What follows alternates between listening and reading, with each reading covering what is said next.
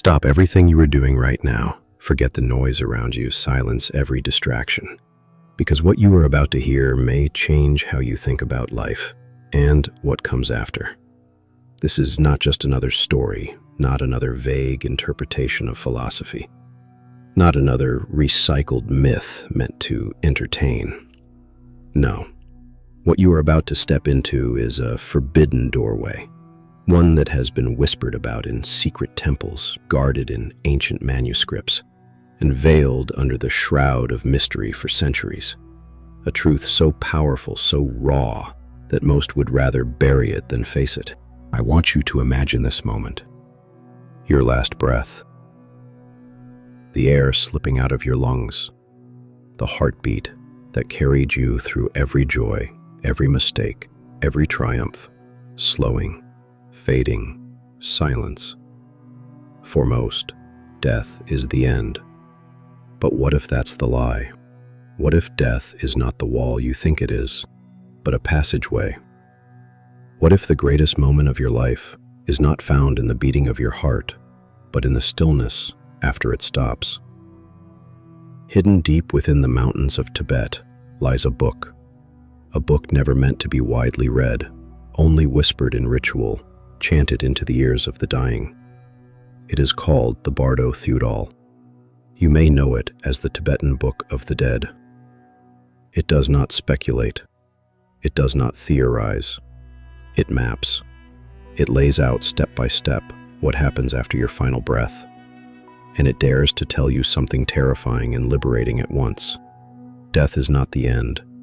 It is the beginning of the most extraordinary journey of your consciousness. But here's the thing. What you find after death is not random.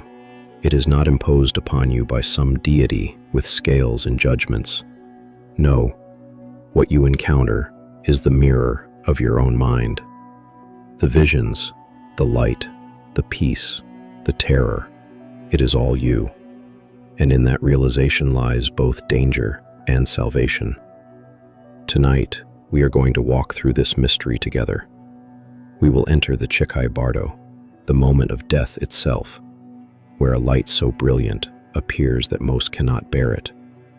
We will move through the Chönyid Bardo, where gods and demons arise, not from the outside, but from the raw depths of your own imagination. And then we will descend into the Sidpa Bardo, where choices are made, whether to dissolve into liberation or to be drawn back again, reborn into this cycle of flesh and struggle. But let me make a promise to you. There is a truth hidden within this journey that almost no one dares to speak about, a truth that could erase your fear of death forever. I will not reveal it now. That secret, that revelation, will only come at the very end of our journey together. Stay with me, because once you see it, you cannot unsee it. Pause.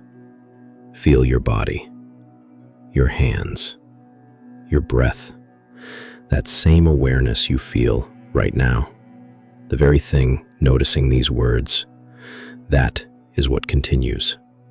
When your body is gone, this awareness remains. And it is that awareness that we are about to follow. Think of this not as a story to entertain you, but as a rehearsal for the greatest journey you will ever make. If you stay with me, you will walk away not only with a vision of death, but with a new way of living. Because when you see what awaits you after the last breath, you will never see the next breath the same way again. But be warned, what you are about to face is not easy. These are not gentle bedtime stories. These are maps of terror, ecstasy, visions of unspeakable beauty and unspeakable horror.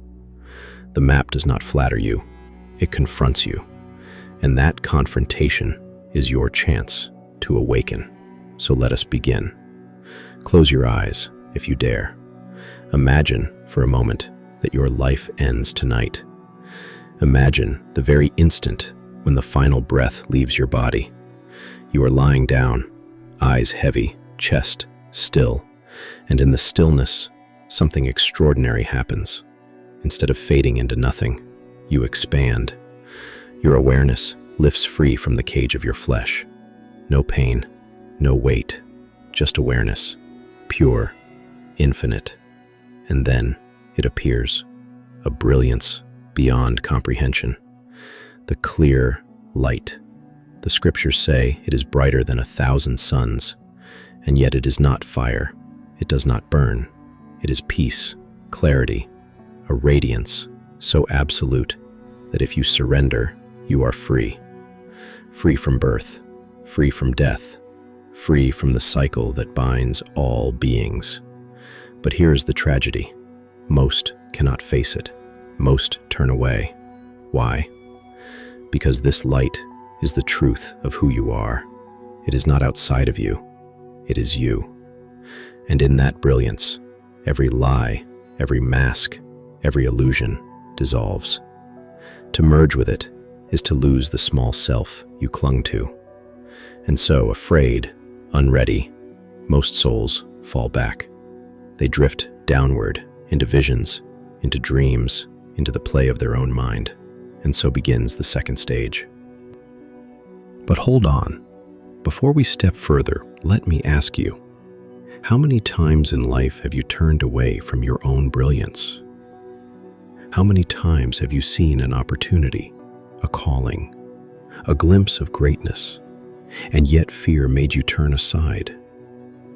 If you cannot face your own greatness now, how will you face it when the ultimate test comes? Death is not the rehearsal. Life is. So listen carefully, because the Tibetan masters whisper this into the ears of the dying. Do not be afraid of the light. Do not turn away. That light is you. And yet, almost no one remembers. Here, our journey deepens. The first gate has been opened, and what lies beyond will test everything you think you know about yourself, your mind, and your reality. What if the demons you fear after death are not punishments, but mirrors? What if every terror that arises is only the reflection of your own unmastered thoughts? Let's walk into that realm now. The moment of death is not what Hollywood has shown you. It is not the sudden blackout into emptiness, nor is it a dramatic tunnel leading to pearly gates. The Tibetan sages tell us that the first instant of death is the most luminous, the most sacred, and the most dangerous moment of all. Imagine this. Your body has stopped breathing. The chest no longer rises. The pulse no longer beats. To those who watch from the outside, you are gone. But from the inside, something else is happening. You are still aware. In fact, you are more aware than ever. Freed from the dense filters of flesh, the senses do not vanish. They intensify. Your hearing becomes vast. Your vision expands beyond walls, beyond time. You are no longer looking through eyes. You are vision itself. No longer listening through ears. You are awareness itself. And in that liberation, something extraordinary appears. A brilliance, a light so pure, so absolute, that words fail. The Bardo Thödol describes it as the clear light of ultimate reality, not the light of a lamp, not the sun, not even the stars. It is consciousness itself, revealed in its naked majesty. It is said to be brighter than 1,000 suns, yet it does not blind. It overwhelms, not because it harms, but because it strips away everything false. Imagine standing before a mirror that shows not your face, not your body, not your history, but your soul, unveiled.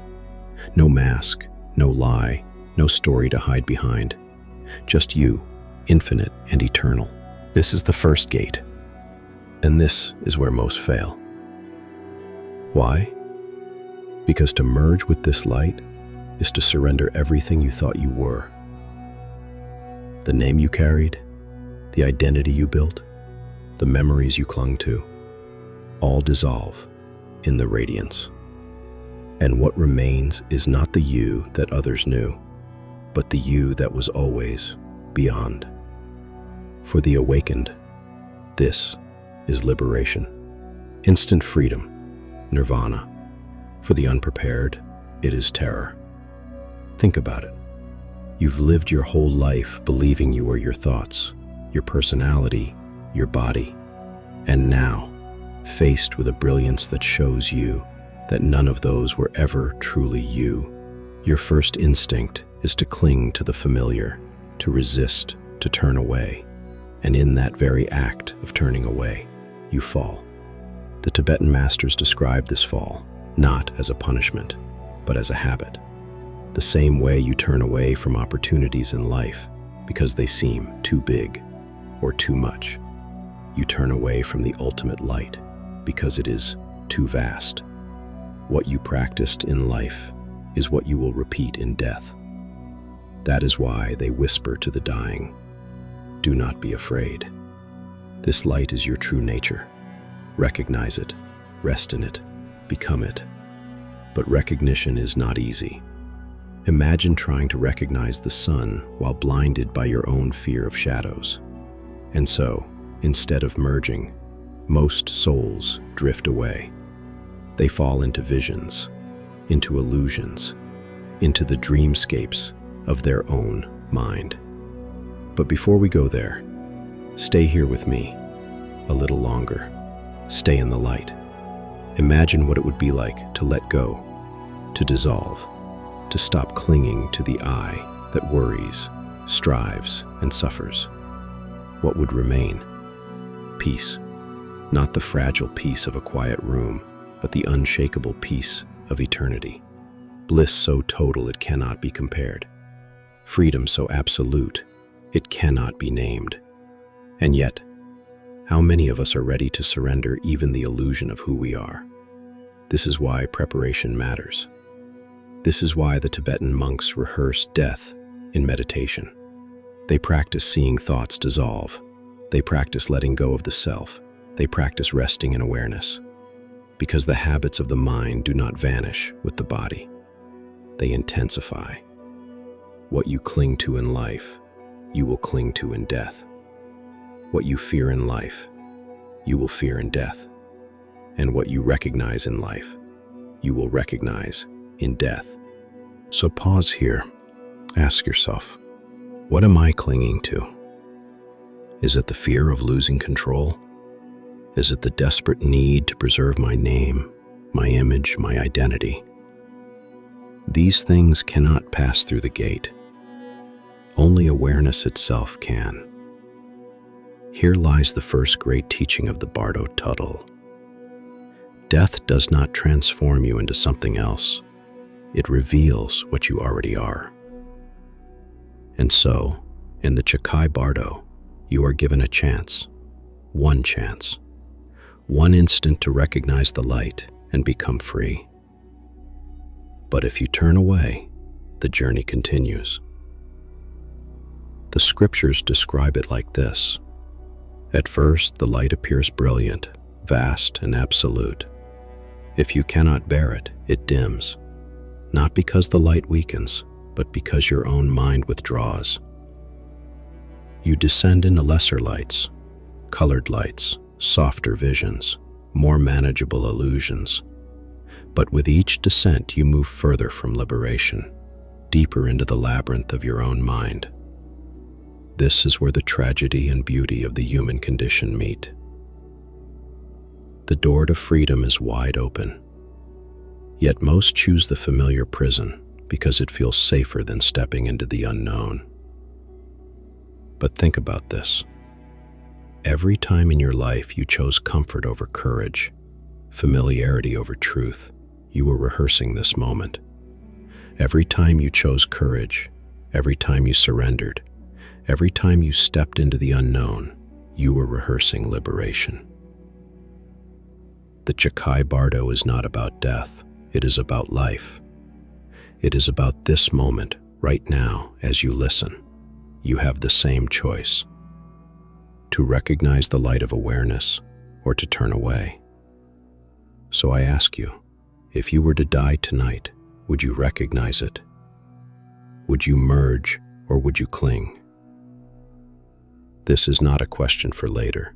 This is the question of your life. And now, as most souls turn away, the journey deepens. What awaits them is not the brilliance of the light, but the wild landscapes of the mind unleashed. Gods, demons, visions of terror and beauty, all of them will rise, not to punish, not to reward, but to mirror. And in that mirror, you will meet yourself in ways you never imagined. What if the demons of death are not external at all, but the shadows of your own mind chasing you into eternity? In the next stage of the journey, we will walk straight into those visions. If you could peel back the layers of your own mind and see every image, every fear, every desire projected onto the infinite screen of consciousness, what would you behold? That is exactly what the second stage of the Bardo reveals. The Bardo Thödol calls it the Chönyid Bardo, the realm of visions, the great unveiling. Here, the raw power of imagination becomes the landscape of your reality. The light has been refused, and now the mind itself takes center stage. Imagine stepping into a dream where every thought instantly manifests. There is no filter, no delay, no physical body to slow things down. Think of fear, and a demon appears. Think of love, and a radiant deity shines before you. Think of anger, and a storm of fire consumes the sky. In this place, thought is creation, instantly and absolutely. But here is the paradox. None of it is real. Every figure, every god, every demon is your own projection. They are masks of your mind. They are your fears, your desires, your judgments, externalized, dramatized, made into living forms. The text described 42 peaceful deities and 58 wrathful ones, each appearing in terrifying clarity. Imagine radiant Buddhas with halos of light, offering peace. Imagine monstrous beings with flaming eyes and gnashing teeth, screaming into eternity. They are opposite faces of the same truth. But here's the secret the Tibetans whisper. Both gods and demons are illusions. Both are mirrors. They have no independent existence. And if you recognize them as your own mind, you are free. Think about that. The demon that terrifies you is nothing but your fear wearing a mask. The God that comforts you is nothing but your hope dressed in light. If you can look beyond the costume, beyond the projection, and see them as your own awareness, then you are no longer trapped. But if you don't recognize this, if you take the visions literally, you become trapped in them. You cling to the gods, you flee from the demons, and in that clinging and fleeing, you wander deeper into illusion. Isn't this the story of life itself? We chase what we desire, we run from what we fear, never realizing that both are shadows of our own mind. In life, as in death, the key is recognition. The Bardo Thödol describes the visions in detail, but let me translate them into modern language for you. The peaceful deities represent the higher aspects of your being, the compassion, the wisdom, the clarity you've glimpsed in rare moments. The wrathful deities are the darker aspects, your rage, your jealousy, your hatred, your greed. Both are you. Both are your reflection. Here's the test. Can you embrace them? Can you see the face of a demon and say, "You are my fear, and I love you still"? Can you see the face of a god and say, "You are my wisdom, but even you are not ultimate"? Because only then do you step beyond the dance of illusion. But for most, the dance is overwhelming. The terror of the demons makes them recoil. The beauty of the gods makes them cling. And so they spiral further into confusion. The texts say, "Fear not the wrathful ones. They are but the play of your mind. Cling not to the peaceful ones. They too are illusions. But who among us is trained to do this?" Think of your own life. How often do you react to your fears as if they were absolute? How often do you cling to your desires as if they were salvation? These habits follow you here. And so, the Chönyid Bardo becomes a storm. a storm of visions, chaotic and relentless. One moment you see radiant palaces, the next moment burning hells. One moment celestial music, the next screams of terror. It is not random, it is you. It is the echo of your own mind, projected without filter. This stage is where many near-death experiences get their imagery. People who see angels or fight demons are glimpsing fragments of this realm. Some return saying they saw heaven, others that they saw hell.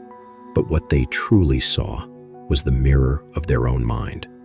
And this is the great secret the Tibetans held. Heaven and hell are not places you go. They are states of consciousness you carry. Death does not send you to them. Your own mind creates them instantly and vividly when the body falls away. Now imagine the responsibility this reveals. If your mind creates gods and demons in death, does it not also create them in life? When you see the world as hostile, filled with enemies, is it not your own fear projected outward? When you see the world as kind, filled with opportunity, is it not your own openness reflected back? Death only strips away the veil and shows you what you've been doing all along. This is why the Bardo Thödol is not just a book of the dead. It is a manual for the living. It teaches you to train your mind now, so that when the visions come, you recognize them. Because if you don't, you will wander. The wandering takes the form of rebirth. Each attachment, each fear, each unrecognized projection pulls you into another life. The gods and demons dissolve, and you find yourself drawn back into the wheel, carried by the gravity of your own mind. But if you can recognize, if you can see the demons as your fear and the gods as your hope, then you awaken. You break the cycle. You step into liberation. Imagine how different life would be if you lived with this recognition. Every conflict would lose its sting. Every temptation would lose its chains. You would see anger rise in you, and instead of being consumed, you would smile and say, "Ah, my mind is painting again." You would see desire burning, and instead of being enslaved, you would breathe and say, "Ah, my mind is dreaming again." This is the training. This is the preparation. And here, let us pause for a moment, because I want you to feel the weight of this teaching. What if, at this very moment, your life is the rehearsal for death? What if every fear you face is preparing you to meet your own demons in the Bardo? What if every act of compassion is preparing you to meet your own gods? Would you not live with more awareness? Would you not train your mind more carefully? The Tibetans believed that the highest art is not painting, not music, not poetry, but the art of dying well. Because to die well is to live well. So I ask you now, how are you rehearsing? With fear and clinging, or with recognition and surrender? Because the Chönyid Bardo is not a fantasy, it is waiting, and whether you wander or awaken depends not on the book you read at death, but on the mind you cultivate in life. But the journey does not end here. For those who cannot recognize the visions, who cling to gods or flee from demons, the path leads deeper into the realm of rebirth itself. In the next stage, we will enter the Sidpa Bardo, where the seeds of your next life are sown. Picture this. You have passed through the blinding light of the first Bardo and turned away. You have walked through the storm of gods and demons in the Chönyid Bardo, mistaking them for realities instead of projections. Now, you stand at the threshold of the Sidpa Bardo, the third stage, the place of becoming, This is the most decisive passage of all. Here, the forces of karma, desire, and fear converge into an irresistible current. If you have not awakened, you will be swept along this current into a new existence. The Tibetans describe it vividly.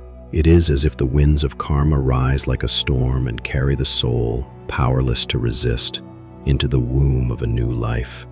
But what does this mean in plain words? It means that every action, every thought, every habit you cultivated in life now exerts its gravity. Like seeds sown in the soil of your mind, they sprout here. You are drawn to a new form, a new body, a new world, according to the quality of your mind. This is not punishment. It is not reward. It is resonance. Like attracts like. If your mind is filled with anger, you are drawn to a world of anger.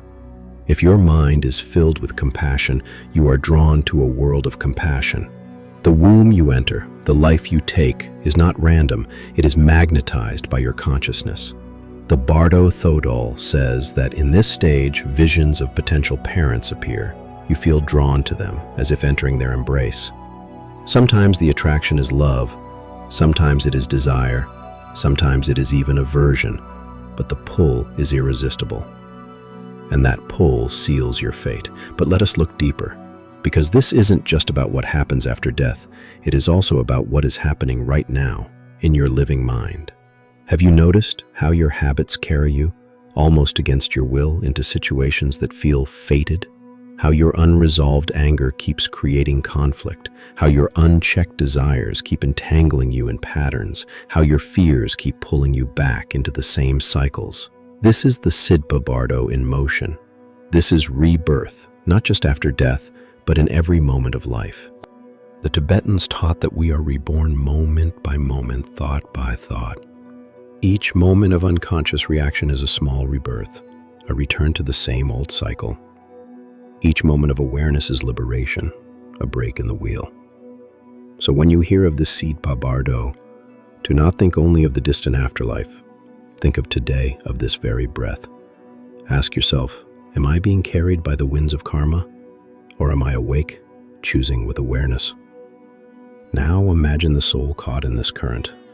The Bardo Thödol describes feelings of fear and desperation as the soul sees terrifying images. Storms, whirlwinds, collapsing landscapes. These are the signs of karma ripening. They are not punishments. They are reflections of the momentum built by a lifetime of thought and action. And then comes the searching. The soul feels driven to find a body, to find a vessel. The visions shift. It sees men and women embracing. It feels desire or aversion. And in that moment of attachment, the gateway opens. The soul enters. A new conception begins. Do you see the deep symbolism here? Even in this ancient text, the Tibetans were describing what we now call the cycle of trauma, the repetition of unconscious patterns. If you die with unresolved hatred, you are drawn to a world where hatred thrives. If you die with unresolved fear, you are drawn to a world where fear dominates. But if you die with recognition, with awareness, then the cycle has no hold on you. The winds may blow, but you are not carried away. You see the visions, you feel the pull, but you do not identify. And in that freedom, you transcend. Now, pause with me. Let's bring this into your own life. Right now, you are alive, breathing, listening to these words. Ask yourself, what pulls me? What habits drag me back again and again? What desires keep me trapped? What fears keep me bound? These are the karmic winds already shaping your next moment, and perhaps your next life.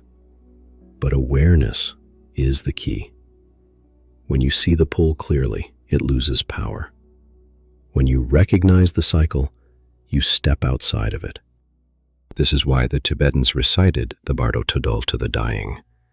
They knew that even in the chaos of the Sidpa Bardo, a moment of recognition could change everything.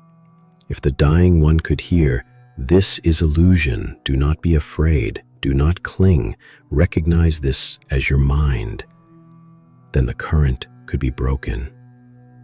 Liberation was still possible, even at the final moment.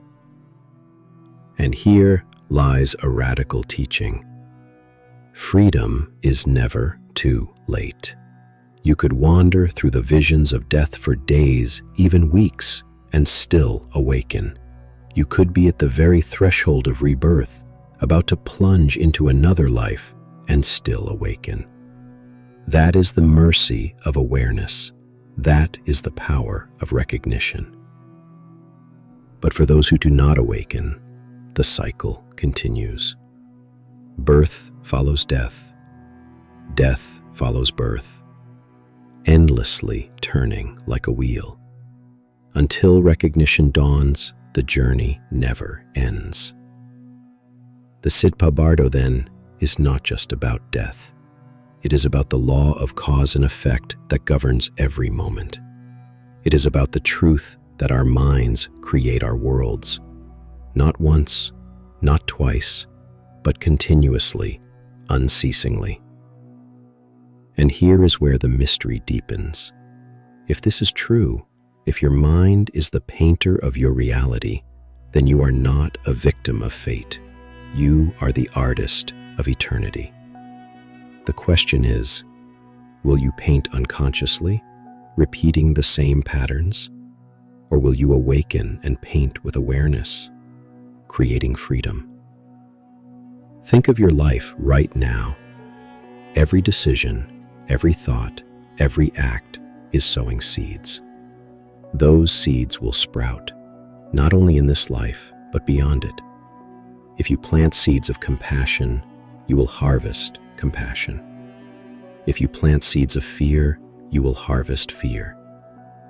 This is not superstition. This is the law of resonance. The Tibetans called it karma. Modern science might call it neuroplasticity, the way repeated thoughts and actions shape the brain, wiring patterns that persist. The mystics and the neuroscientists are pointing to the same truth. You become what you repeat. And so the Sidpa Bardo is both warning and invitation. It warns you of the pull of unconscious habit, the storm of karma, but it invites you to awaken now, to plant seeds consciously, to shape the destiny that awaits. Because here is the final truth. The cycle of rebirth is not endless unless you make it so. Liberation is always one recognition away. But what if this is not just myth? What if modern science, near-death research, and the frontiers of quantum physics are beginning to confirm what the ancients whispered? In the next part of our journey, we will bridge the mystical and the scientific, exploring how consciousness might survive death and why the mind may be far more powerful than we ever imagined.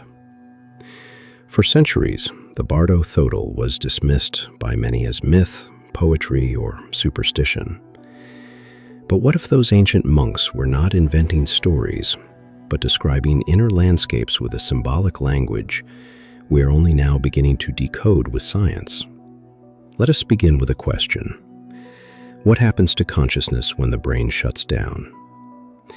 For decades, materialist science insisted the answer was simple.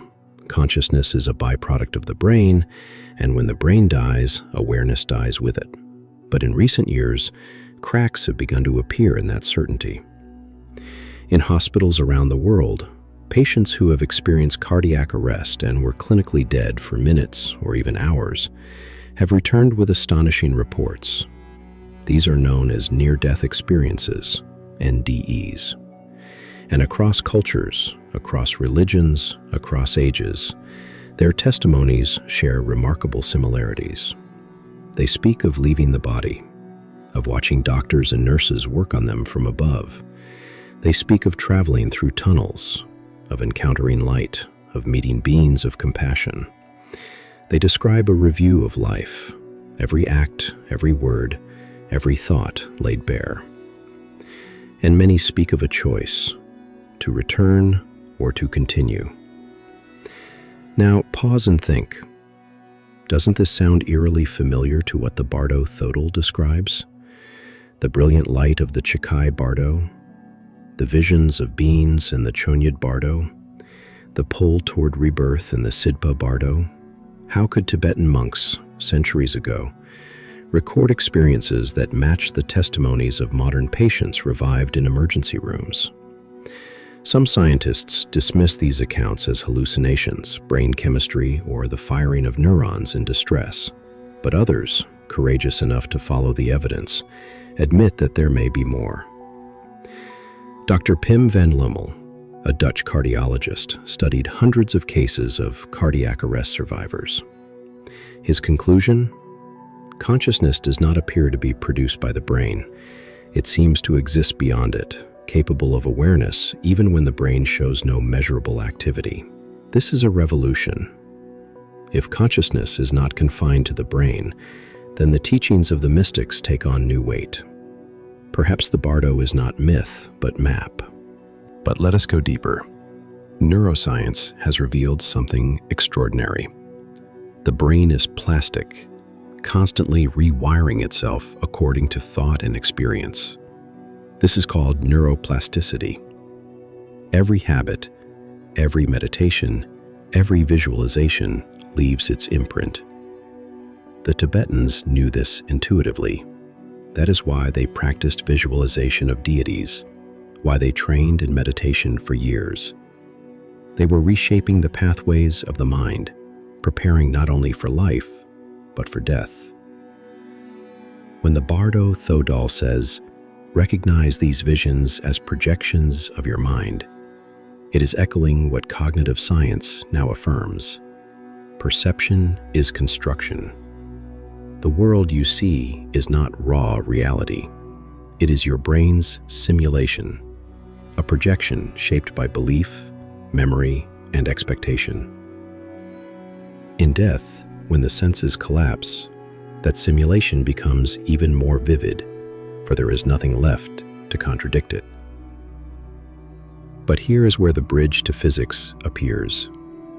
In the quantum world, reality itself seems to be influenced by observation.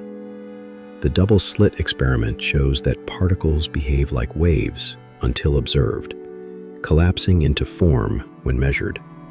Some physicists, like John Wheeler, dared to ask, does consciousness play a role in creating reality itself? If so, then the teachings of the Bardos may align with the deepest fabric of the universe. The visions after death are not illusions in the sense of being unreal.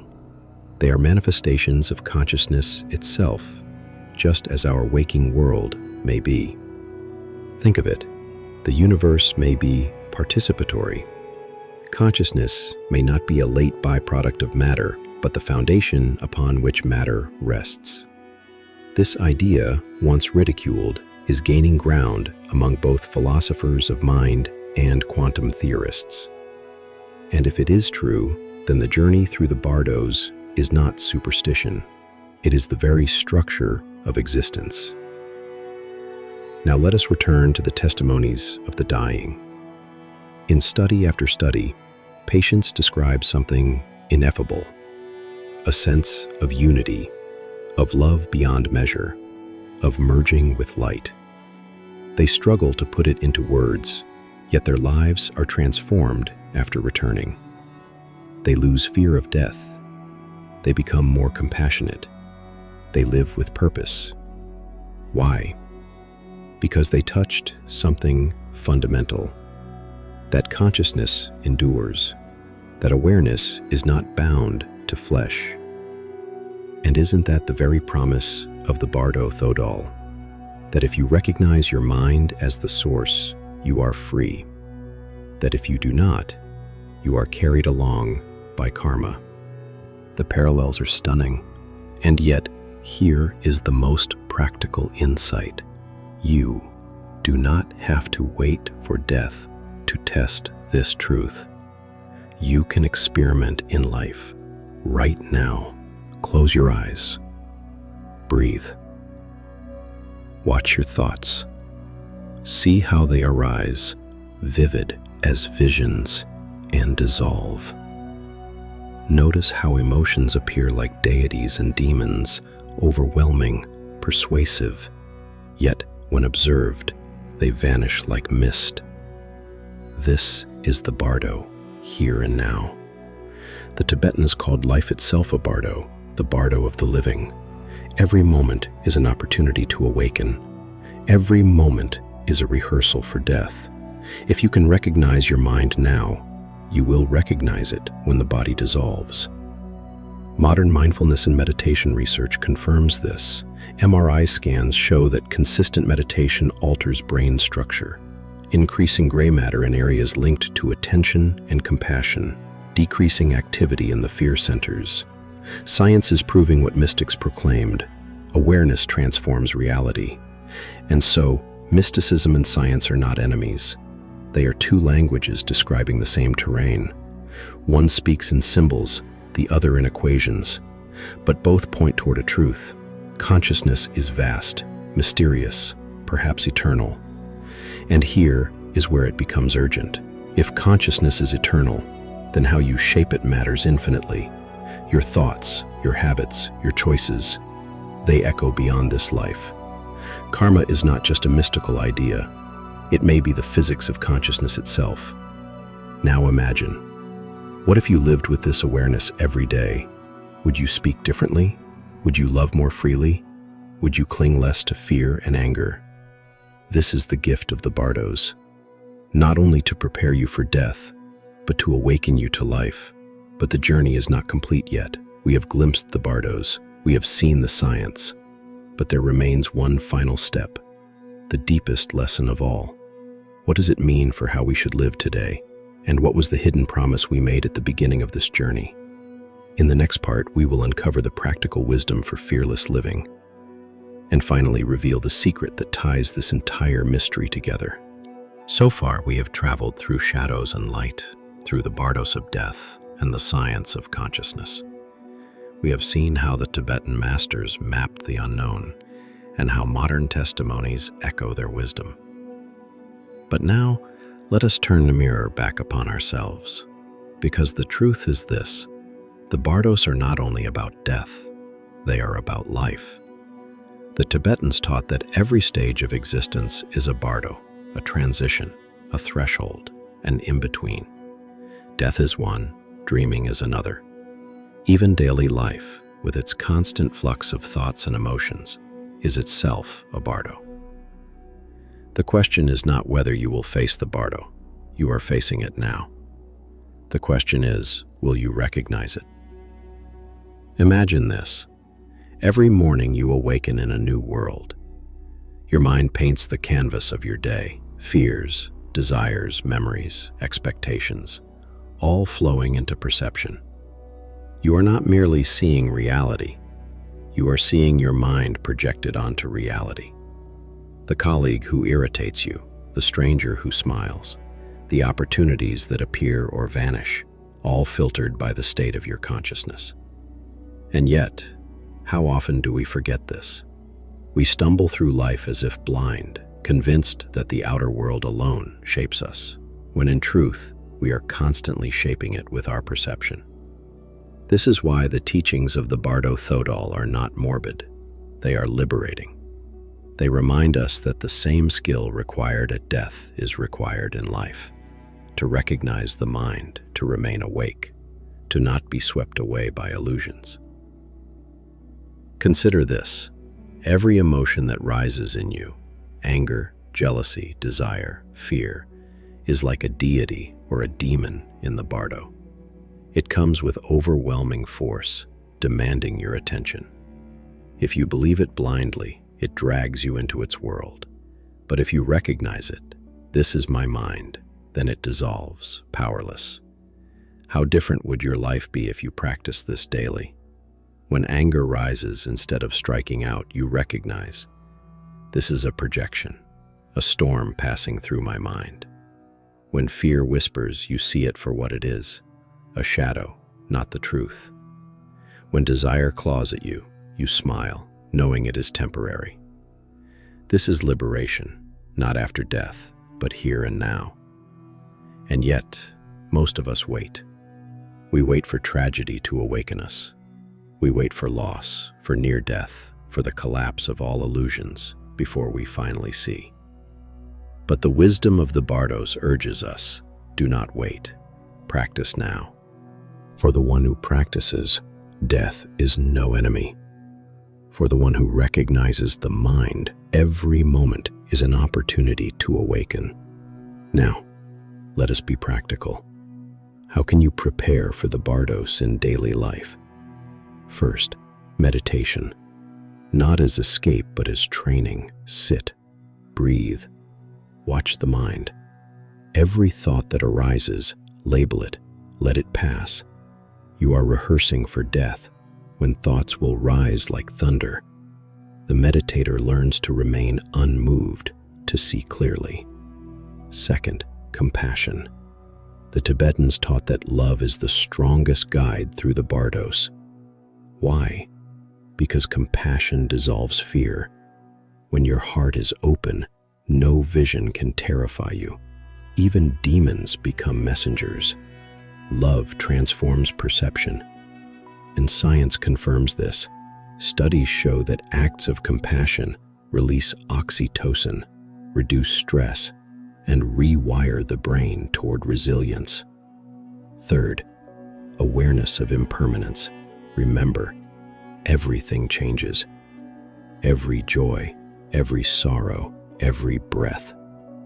If you cling, you suffer. If you flow, you are free. Impermanence is not tragedy.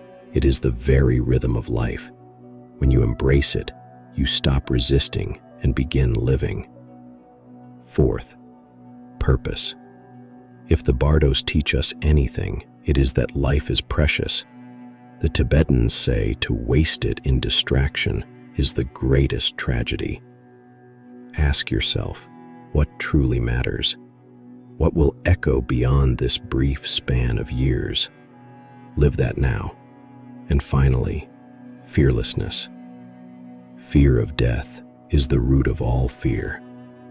And when you see that death is but transition, fear dissolves. What remains is freedom. Think of the butterfly. The caterpillar believes the cocoon is the end. But in truth, it is transformation. So too with death. And so too with every ending in life. A job lost, a relationship ended, a season of suffering. These are mini Bardos, cocoons. If you can face them with courage, you discover wings you did not know you had. But let us be honest, to live this way requires daily remembrance. The world will try to lull you back into sleep, into distraction, into chasing shadows. That is why ancient teachers insisted on constant practice, prayer, meditation, reflection, not as rituals to appease gods, but as anchors to keep the mind awake. And here is the paradox. The more you prepare for death, the more alive you become. The more you face impermanence, the more you cherish the present. The more you accept the unknown, the freer you are to love, to risk, to give. This is not theory. It is a path you can walk today, tonight. When you lay down to sleep, treat it as a rehearsal. Notice how consciousness fades, how dreams rise like visions. In that space between waking and dreaming lies the Bardo. Train there. When you wake, treat the day as a new Bardo. Ask, how will I shape this reality with my mind? What illusions will I believe? What truths will I recognize? And when hardship comes, and it will, meet it as training. Every pain, every loss, every fear is an invitation to practice recognition. This is my mind. This too shall pass. In this way, you become a traveler ready for any transition. Life does not break you, it prepares you. Death does not terrify you, it completes you. And this is the hidden treasure of the Bardos. They are not maps of the afterlife alone, but manuals for fearless living. To study them is not to dwell on death, but to unlock the secret of a life without chains.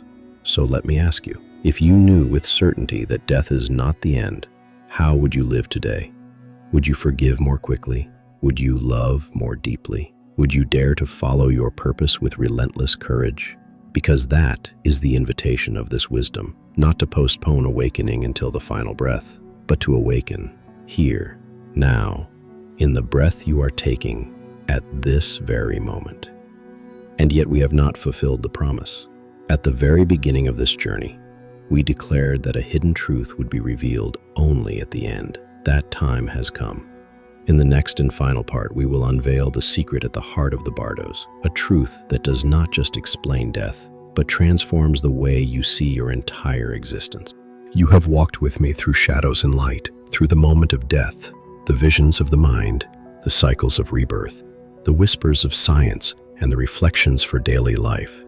But from the very beginning, I told you this: there is a secret, a promise, that would only be revealed at the end. And now, that time has come. But before we unveil it, pause, feel the weight of this moment. Every word until now has been a preparation, a threshold, a doorway. We stand together at the edge of the great mystery, staring into the unknown. What you are about to hear is not merely knowledge, it is a key. And with a key, you can choose to open the door or to walk away. So listen closely. The secret is this: you have never died. You cannot die. What you call death is but a shedding, a transformation, a passage. The Tibetan masters knew it. The mystics of every tradition whispered it. And even science, inching closer with its studies of consciousness, brushes against it. Think of it. The body falls, the breath ceases, the neurons still, but the awareness that is you does not vanish. It transitions, like a flame passed from one candle to another. The form changes, but the fire remains. This is the secret hidden in the Bardo Thödol, disguised in ritual and symbol, that the brilliant light appearing at the moment of death is none other than your true nature, pure awareness, limitless, unborn, undying. And here is the astonishing truth: that same light is within you now. Every glimpse of clarity, every flash of intuition, every moment you feel infinite love or timeless presence, that is the light. Death does not give it to you. Death merely strips away the illusions that hide it. The promise, then, is not merely about what happens when you die. It is about realizing, while you live, that you are already eternal. Do you understand the power of this? If you know you cannot die, what can the world take from you? Fear collapses. Attachment dissolves. Freedom floods in. You no longer live as a prisoner of time. You live as a radiant being, experiencing this fleeting human story, but not bound by it. This is why the masters trained their students in the Bardos, not to terrify them with images of gods and demons, but to remind them that all visions are projections, that the ultimate liberation is to recognize the light and merge with it. But here is where it becomes personal, because knowing this in theory is not enough. You must experience it. Close your eyes for a moment and imagine the instant of death. The body grows heavy, the breath slows, the world fades, and then, suddenly, an explosion of brilliance, light more radiant than 1,000 suns, yet softer than a mother's embrace. That light is you. Now open your eyes. You see? That was not a dream of the future. That is the truth of this very moment. Beneath the noise of thought, beneath the roles you play, the fears you carry, the desires that drive you, there is light. Infinite, indestructible, divine. This is the promise fulfilled, that death is not the end, that life is not what you think, that you are not who you believe yourself to be. You are awareness itself, and when you know this, not as belief, but as direct experience, everything changes. You forgive easily, because what could truly harm you? You love fully, because nothing can be lost. You live courageously, because nothing can be taken. This is liberation, not after death, not in some distant heaven, but here, now, in the breath you take, in the moment you live. The Tibetans called it the Great Liberation through hearing. They believed that if, at the moment of death, one hears these truths and recognizes the light, one is freed from the cycle of suffering. But you do not need to wait for death to hear it. You are hearing it now. So let me speak it to you directly. You are the light. You are eternal. You are free.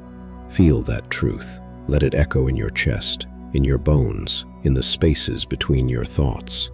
This is the treasure hidden in the Bardos, the secret guarded by mystics, the revelation that silences fear.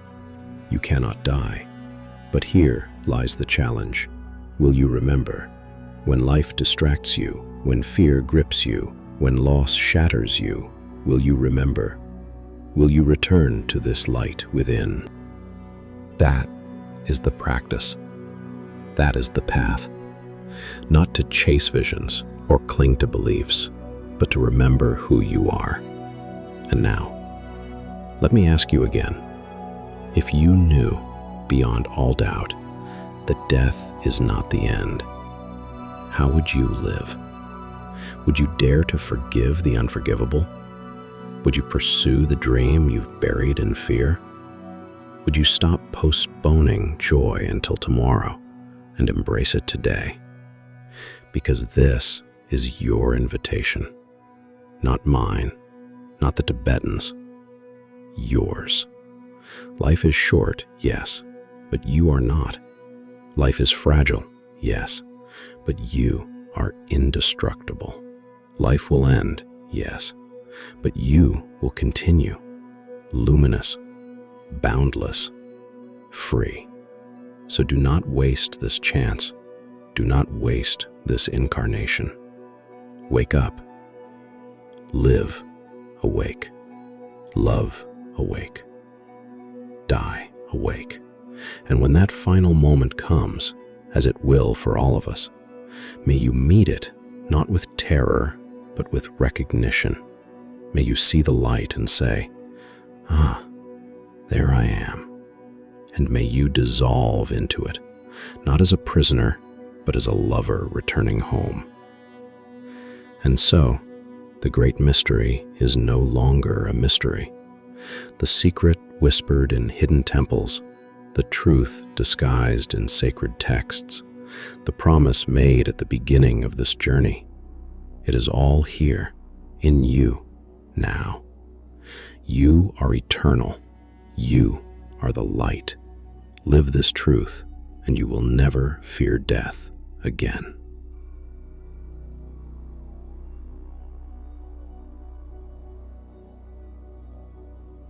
If this message awakens something in you, do not keep it to yourself. Share it with a friend, a loved one, anyone who walks in fear of death. Let this light spread.